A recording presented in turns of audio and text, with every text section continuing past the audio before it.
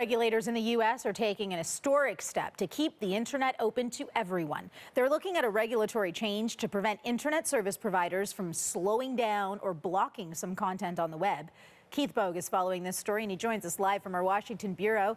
Hey, Keith, what's happening here?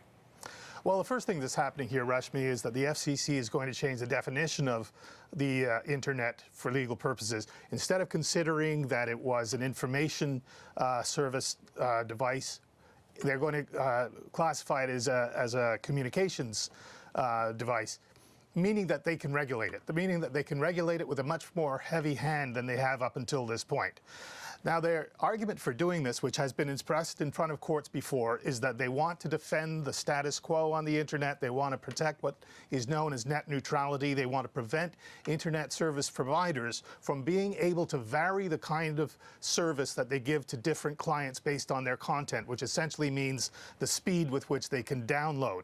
And that obviously affects the competitive advantage of those content providers, some of which might in fact be in competition with the very cable companies that are also providing the internet service. So the big fear for those who are in favor of net neutrality was that they were going to lose the level playing ground that had been so important to new business models on the internet, or the quality of streaming that you could get from any source, and make it more of a biased and uncompetitive playing ground.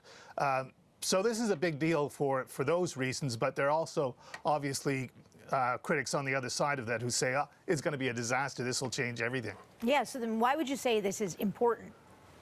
Well, it's important because, first of all, by changing the definition of what the internet is for legal purposes, it will give the FCC the ability to win court cases that it has lost in the past. This has twice been adjudicated, and the FCC has been told it doesn't have the authority to do what it wants to do. It doesn't have the authority to regulate the internet as though it were a utility, which is what it will have now. So that's important. Second, it preserves what the public seems to want about the internet, which is net neutrality, a level playing field, so that, you know, a new startup business that's emerging on the internet will play by the same technical rules as those that have been established there for a long time, so that it can compete based on a new service that it's offering, rather than be unable to compete because it simply doesn't have the same advantage on the internet that its competitors might have. But, you know, this is not a done deal yet. This is a very big victory for those who believe in net neutrality, and they believe that they can win this in court,